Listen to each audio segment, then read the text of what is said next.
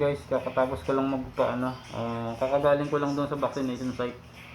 Bali ang in-inject sa akin AstraZeneca.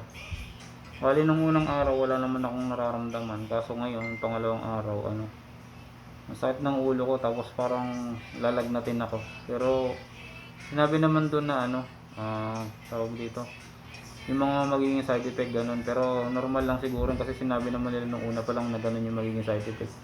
Medyo masakit nga yung ulo ko, tapos parang feeling ko lalagnatin ako, tapos sakit ng katawan ko. Ayun, masakit talaga, pero mas iniinda ko yung sakit ng ulo, pero sakto naman, kaya na, manageable naman yung sakit ng ulo. Tapos medyo mabigat din sa braso talaga, pero sa scale na 1 to 5, siguro 1 lang yung bigat ng braso na nararamdaman ko. So yun, tingin ko wala namang tayong dapat ipag-alala sa mga vaccine na yan.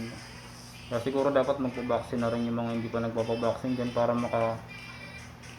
balik na tayo sa normal. Huwag tayong matatakot sa mga nakikita nating mga negative na news, lalo sa social media. Kasi yung mga gamot naman na yan, pinag-aralan nila yan, hindi naman nila basta-basta yan ituturok sa atin. Pinag-aralan nila ng mga eksperto yan, kaya so sana magpa-vaccine na rin kayo. Yun tingin ko okay naman talaga, wala namang masyadong side effect na grabe. Sakit lang ng ulo, tapos yun nga, masakit lang yung katawan ko. Ayun, tsaka sasabihin naman doon guys yung kung ano yung mga bawal kainin pagkatapos ng vaccine sa atin, ganun. Pakinggan lang natin yung mga sinasabi nila, sundin lang natin.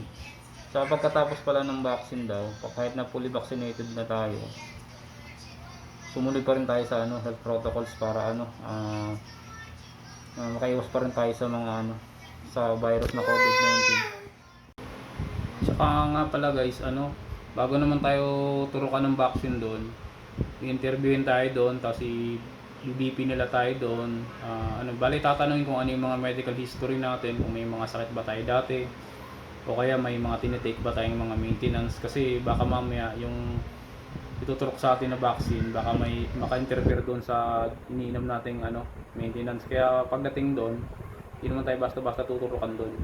Lang yan, bali tatanungin ka ng history ng medical history mo, kung may mga sakit ka ba dati o may maintenance ka.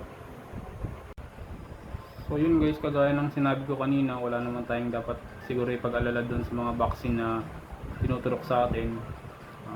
Dadagdag ko lang pala doon sa sinabi ko doon kanina. Yung sa pangalawang araw, di ba sinabi ko doon, sumakit yung ulo ko, tsaka yung katawan ko. Tsaka medyo may naramdaman din pala ako ng doon. Medyo parang nilalamig ako, pero sandali lang naman, siguro mga 1 hour, nilalamig ako ng 1 hour nung pang second day ng pagkas ko ng first dose nung vaccine ko ng AstraZeneca. Bali yun lang naman yung mga naramdaman ko. Tapos ngayon pangalawang araw naman, halos wala na akong nararamdaman na medyo na lang yung sakit ng ulo na lang. Yun na lang yung nararamdaman ko. Tapos ayun, sana nga lahat na tayo magpa-vaccine na para maging okay ng lahat. Huwag tayong matatakot sa mga nakikita natin, mga nababalitaan natin. Kasi yun nga yung sinabi ko doon sa pinag-aralan naman nila yan, yung yung vaccine na yan, hindi naman lang tuturok yan ng ganun lang sa atin. So guys, hanggang dito na lang muna.